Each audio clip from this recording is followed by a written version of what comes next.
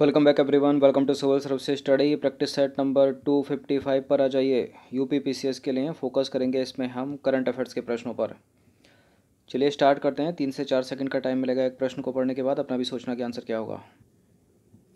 चलिए question number 1 पर आ जाइए। वर्तमान में भारत में कुल कितने बायोस्फीयर रिजर्व में बताइए। 18, 17, 20, 12। वर्तमान में भारत में हैं कुल 18 बायोस्फीयर रिजर्व और इन 18 में से 12 जो हैं वो वर्ल्ड नेटवर्क में शामिल हैं। ठीक है, तो वर्तमान में भारत में कुल 18 बायोस्फीयर रिजर्व हैं और जिनमें से 12 बायोस्फीयर रिजर्व को world network of biosphere reserve में शामिल किया गया है। और world network of biosphere reserve में शामिल होने वाला भारत का 12वां बायोस्फीयर रिजर्व है पन्ना बायोस्फीयर रिजर्व। ठीक है, क्वेश्चन नंबर 2 पर आ जाइए। निम्नलिखित कथनों पर विचार करेंगे। 2 स्टेटमेंट है यहाँ पर, बताने के इनमें से कौन सा करेक्ट होगा। राष्ट्र गोकुल मिशन के माध्यम से देसी नस्लों के संरक्षण को बढ़ावा देने के सरकार के प्रयासों के बावजूद भी भारत के स्वदेशी मवेशियों की संख्या में कमी देखी गई है। उत्तर प्रदेश, उसके बाद मध्य प्रदेश, फिर राजस्थान, फिर महाराष्ट्र आदि राज्यों में सबसे अधिक गिरावट देखी गई, जिसका कारण बहुत हद तक गोहत्या कानून है। बिल्कुल ये करेक्ट है दोनों के दोनों स्टेटमेंट और सी है इसका आंसर। तो मत्स्य पालन, पशुपालन और डेयरी मंत्रालय ने 20वीं पशुधन गणना रिपोर्ट 2020 जारी की। पश्चिम बंगाल में पशुओं की संख्या में सबसे अधिक वृद्धि दर्ज की गई 23%।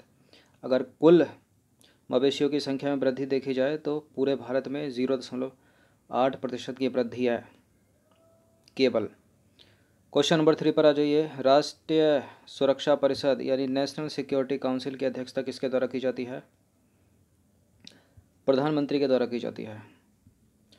तो राष्ट्रीय सुरक्षा परिषद यानी नेशनल सिक्योरिटी काउंसिल एक 3 स्तरीय संगठन है जिसमें रणनीतिक नीति समूह, राष्ट्रीय सुरक्षा सलाहकार बोर्ड और राष्ट्रीय सुरक्षा परिषद सचिवालय शामिल है। भारत ने इसे 1999 में जो है गठित किया था। नेशनल सिक्योरिटी काउंसिल शीर्ष निकाय के रूप में कार्य करता है जिसकी अध्यक्षता प्रधानमंत्री द्वारा की जाती है। इसके कुछ सदस्य भी होते हैं जैसे कि गृह मंत्री, रक्षा मंत्री और विदेश मंत्री और वित्त मंत्री भी। इसका एक सचिव होता है, वो होता है राष्ट्रीय सुरक्षा सलाहकार। वर्तमान में कौन है? अजीत डोभाल, वो इसके सचिव होंगे। नंबर 4 पर आ जाइए। ओडिशा का भितरकनिका राष्ट्रीय उद्यान देश में निम्नलिखित में से किसका सबसे बड़ा निवास स्थान है। देखिए नीलगिरी ताहर तो नीलगिरी में पाई जाएगी ना, भितरकनिका में क्या करेगी वो? लुप्तप्राय खारे पानी के मगरमच्छों का। तो भितरकनिका राष्ट्रीय उद्यान भारत में लुप्तप्राय यानी इंडेंजर्ड खारे पानी के मगरमच्छों का सबसे बड़ा निवास स्थान है। निम्नलिखित में से किस समिति ने संविधान में अनुच्छेद 221A को शामिल करने की अनुशंसा की थी। कौन कौन सी समिति हैं? तेंदुलकर, विजय केलकर, राजमन्नार या फिर तपस मजुमदार। इन तीनों में से कोई नहीं है। तपस मजुमदार समिति 1999। तो देखिए तपस मजुमदार समिति 1999 ने अनुच्छेद 21A को शामिल करने की अनुशंसा की थी।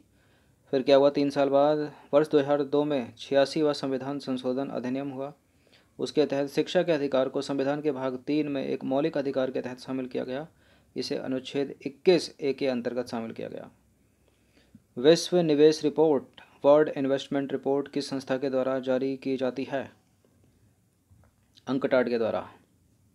तो अंकटाड की विश्व निवेश रिपोर्ट 2020 में कहा गया है कि भारत पूरे साल यानी 2019 में 51 अरब डॉलर का प्रत्यक्ष विदेशी निवेश हासिल करने के साथ साल के दौरान दुनिया भर में 9वें स्थान पर रहा। 2019 में जो रिपोर्ट आई 20 में। क्वेश्चन नंबर 7 पर आ जाइए। 4 मार्च 2021 को Asia Pacific rural and agri credit association तथा नाबार्ड के क्षेत्रीय नीति फोरम की बैठक 2021 का उद्घाटन किसने किया? नरेंद्र सिंह तोमर ने। कौन है ये? केंद्रीय कृषि एवं किसान कल्याण मंत्री। तो 4 मार्च 2021 को Asia Pacific rural and agri credit association Africa तथा राष्ट्रीय कृषि और ग्रामीण विकास बैंक नाबार्ड के क्षेत्रीय नीति फोरम की बैठक 2021 वर्चुअली रूप से संपन्न हुई और इसका उद्घाटन किया नरेंद्र सिंह तोमर ने, जो हैं भारत के केंद्रीय कृषि और किसान कल्याण मंत्री। इसका आयोजन आफ्रिका और नाबार्ड द्वारा संयुक्त रूप से किया गया और इस बैठक का विषय क्या रहा? कृषि व्यवसाय क्लस्टरों को बढ़ावा देने तथा ऋण बढ़ोतरी के साधनों के लिए विकास सहयोग। क्वेश्चन नंबर 8 पर आ जाइए। 4 मार्च 2021 को के बिरला फाउंडेशन द्वारा दिया जाने वाला प्रतिष्ठित 30वां बिहारी पुरस्कार किसे प्रदान किए जाने की घोषणा की गई? मोहन कृष्ण बोरा को। तो 4 मार्च 2021 को के बिरला फाउंडेशन द्वारा 30वां बिहारी पुरस्कार 2020 देने की घोषणा की गई। यह पुरस्कार मोहन कृष्ण बोरा को प्रदान किए जाने की घोषणा की गई है। उन्हें यह पुरस्कार उनकी आलोचना की हिंदी पुस्तक तस्लीमा संघर्ष और साहित्य के लिए दिया जाएगा और यह पुस्तक उनकी 2016 में प्रकाशित हुई थी। अब देखिए, इस पुरस्कार के लिए उन्हें मिलेंगे 2.5 लाख रुपए, प्रतीक चिन्ह मिलेगा, प्रशस्ति पत्र प्रदान किया जाएगा। ये जो पुरस्कार है 1991 में के बिरला फाउंडेशन द्वारा प्रारंभ किया था। ये है मोहन कृष्ण बोरा और इनकी रचना है तस्लीमा संघर्ष और साहित्य, 2016 में जो प्रकाशित हुई थी। क्वेश्चन नंबर 9 पर आ जाइए। 28 फरवरी 2021 को 78वें गोल्डन ग्लोब पुरस्कार वितरण समारोह में सर्वश्रेष्ठ मोशन फिल्म ड्रामा का पुरस्कार किस फिल्म को प्रदान किया गया है? द फादर नहीं है, जोकर नहीं है, द वर्ल्ड वॉर जेड नहीं है, ये है नोमैडलैंड। नोमैडलैंड। तो 28 फरवरी 2021 को 78वें गोल्डन ग्लोब अवार्ड 2021 वितरण समारोह का आयोजन कहाँ किया गया? लॉस एंजल्स कैलिफोर्निया में। प्रमुख वर्गों में प्रदत्त पुरस्कार इस प्रकार हैं। सर्वश्रेष्ठ मोशन फिल्म ड्रामा में नोमैडलैंड और मोशन फिल्म ड्रामा में सर्वश्रेष्ठ प्रदर्शन करने वाले एक्ट्रेस और एक्ट्रेस भी देख लीजिए। एक्टर यानी अभिनेता हैं चैडविक बॉसमैन और एक्ट्रेस हैं एंड्रा डे। क्वेश्चन नंबर 10 पर आ जाइए। 10 फरवरी 2021 को मुंबई में संपन्न होने वाली फेमिना मिस इंडिया 2020 का खिताब किसने जीता है? मानुषी छिल्लर बहुत पुरानी हो गई हैं। इसका उत्तर है मानसा वाराणसी। ठीक है, मानसा वाराणसी। और रनरअप रही मान्या सिंह उत्तर प्रदेश की। तो देखिए, 10 फरवरी 2021 को 87वें फेमिना मिस इंडिया 2020 सौंदर्य प्रतियोगिता का आयोजन हयात रेजेंसी होटल में किया गया, मुंबई के। आपको 87 भी याद रखना है, 87 हुआ था या फेमिना मिस इंडिया। इस प्रतियोगिता में मानसा वाराणसी ने फेमिना मिस इंडिया 2020 का खिताब जीता। अब देखिए, उत्तर प्रदेश की जो मान्या सिंह हैं इस प्रतियोगिता में उप विजेता रहीं, यानी फर्स्ट रनरअप रहीं। क्वेश्चन नंबर 11 पर आ जाइए। 26 जनवरी 2021 को गणतंत्र दिवस परेड के अवसर पर नई दिल्ली में आयोजित होने वाली प्रतियोगिता में जो है उत्तर प्रदेश द्वारा प्रस्तुत झांकी को राज्य और केंद्र शासित प्रदेशों की श्रेणी में पहला पुरस्कार मिला है। कौन सी झांकी है वो? मतलब उत्तर प्रदेश की तो है, लेकिन उत्तर प्रदेश में संस्कृति क्या है? मथुरा उत्तर प्रदेश की सांस्कृतिक धरोहर है, अयोध्या उत्तर प्रदेश की सांस्कृतिक धरोहर है, वाराणसी उत्तर प्रदेश की सांस्कृतिक धरोहर, या आगरा उत्तर प्रदेश की सांस्कृतिक धरोहर? फिर से सुन लीजिए। 26 जनवरी 2021 को गणतंत्र दिवस के अवसर पर नई दिल्ली में आयोजित परेड में उत्तर प्रदेश द्वारा प्रस्तुत किस झांकी को राज्य या केंद्र शासित प्रदेशों की श्रेणी में पहला पुरस्कार मिला है? अयोध्या उत्तर प्रदेश की सांस्कृतिक धरोहर। तो 26 जनवरी 2021 को गणतंत्र दिवस के अवसर पर नई दिल्ली में आयोजित परेड में उत्तर प्रदेश द्वारा प्रस्तुत अयोध्या उत्तर प्रदेश की सांस्कृतिक धरोहर विषयक झांकी को राज्य और केंद्र शासित प्रदेशों की श्रेणी में पहला पुरस्कार मिला। देखिए, इसमें प्राचीन पवित्र शहर अयोध्या की सांस्कृतिक विरासत, राम मंदिर की प्रकृति, दीपोत्सव की झलक और रामायण महाकाव्य की विभिन्न कहानियों को झांकी के माध्यम से दर्शाया गया। क्वेश्चन नंबर 12 पर आ जाइए। 25 जनवरी 2021 को सेंट्रल गवर्नमेंट द्वारा सेना के वीरता पुरस्कार की घोषणा की गई। इसमें किसे महावीर चक्र से सम्मानित किए जाने की घोषणा की गई है? 4 ऑप्शन है, नीचे आंसर देना है।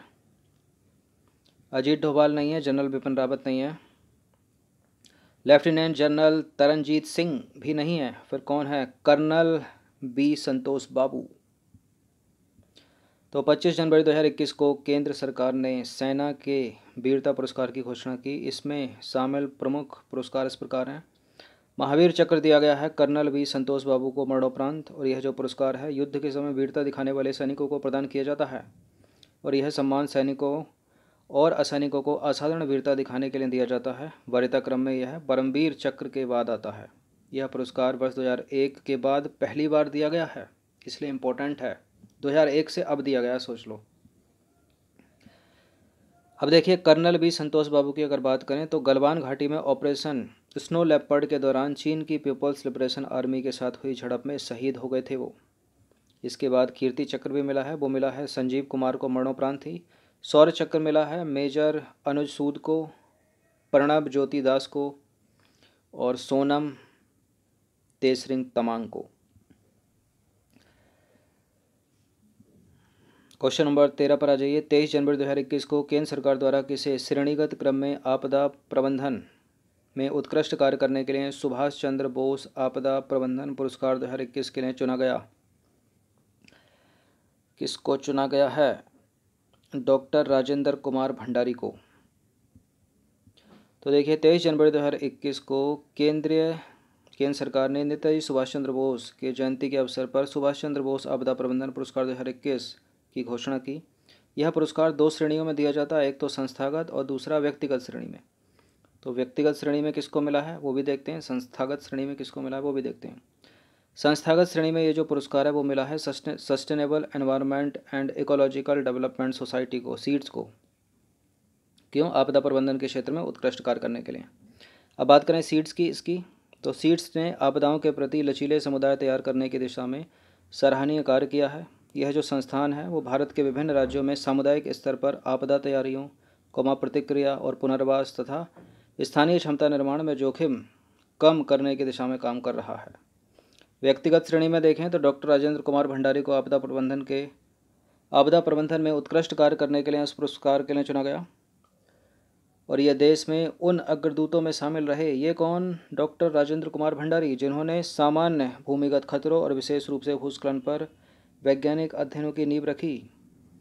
क्वेश्चन नंबर 14 पर आ जाइए। 28 दिसंबर 2020 को अंतर्राष्ट्रीय क्रिकेट परिषद यानी इंटरनेशनल क्रिकेट काउंसिल ने दशक के सर्वश्रेष्ठ खिलाड़ी के लिए प्रतिष्ठित सर गॉरफील्ड सोबर्स ट्रॉफी किस खिलाड़ी को प्रदान किए जाने की घोषणा की है? बताइए। अगर इसको आसान भाषा में समझें तो दशक का सर्वश्रेष्ठ क्रिकेट खिलाड़ी कौन है बताइए? आईसीसी के अनुसार विराट कोहली, भारतीय इंडियन क्रिकेट टीम के कप्तान। तो 28 दिसंबर 2020 को अंतर्राष्ट्रीय क्रिकेट परिषद ने यानी आईसीसी ने दशक के सर्वश्रेष्ठ खिलाड़ी ICC male cricketer of the year decade, ठीक है, ईयर नहीं ऑफ द डिकेड, ठीक है, के लिए प्रतिष्ठित sir Garfield Sobers trophy Bharat के विराट कोहली को प्रदान किए जाने की घोषणा की। क्वेश्चन नंबर 15 पर आज अंतिम प्रश्न है। 27 दिसंबर सन 2000 को सामाजिक न्याय के लिए मदर टेरेसा मेमोरियल अवार्ड 2020 प्रदान किया गया। इसमें शामिल नहीं है, बताइए। 27 दिसंबर 2020 है, 27 दिसंबर 2020 को सामाजिक न्याय के लिए मदर टेरेसा मेमोरियल अवार्ड 2020 प्रदान किया गया। किस किस को? डॉक्टर एंथनी फाउची को, डॉक्टर प्रदीप कुमार को, संजय पांडे को, ग्रेटा थनबर्ग को नहीं। तो जिन लोगों को दिया गया है उसमें से इम्पोर्टेंट है भारतीय, क्योंकि उनमें भारतीय को ही मिला है, जैसे कि प्रदीप कुमार भारतीय, संजय पांडे भारतीय।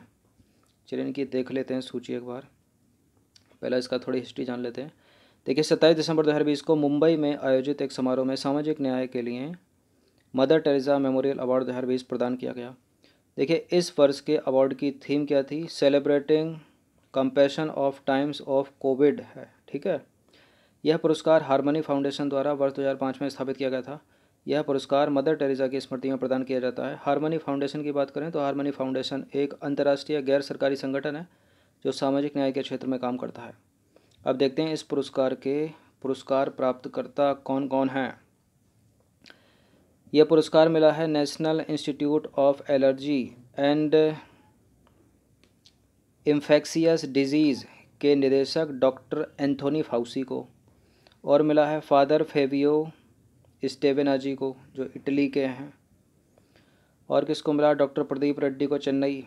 तो इसको डार्क कर रखा है, बोल्ड कर रखा है ताकि याद रहे, नाम पूछा जा सकता है। क्रिश्चियन फ्रॉक्सी और अलेजांड्रो रोमाए ओली को मिला है जो इटली के हैं। संजय पांडे को मिला है महाराष्ट्र। विकास खन्ना मैनहट्टन यूएसए, और के शैलजा केरल की जो स्वास्थ्य मंत्री। केयर इंटरनेशनल को मिला है। सैफको मिला है, हाँ सैफको को मिला है, और मिला है लिस्ट टू गिव को। अब यहाँ इम्पोर्टेंट है के शैलजा, संजय पांडे और डॉक्टर प्रदीप कुमार, इनका नाम याद रखना, ठीक है। पुरस्कार कौन सा है? ये हारमनी फाउंडेशन द्वारा प्रदान किया जाने वाला मदर टेरेसा मेमोरियल अवार्ड 2020। तो ये 15 प्रश्न थे, इनकी प्रैक्टिस एक बार कर लीजिएगा। धन्यवाद।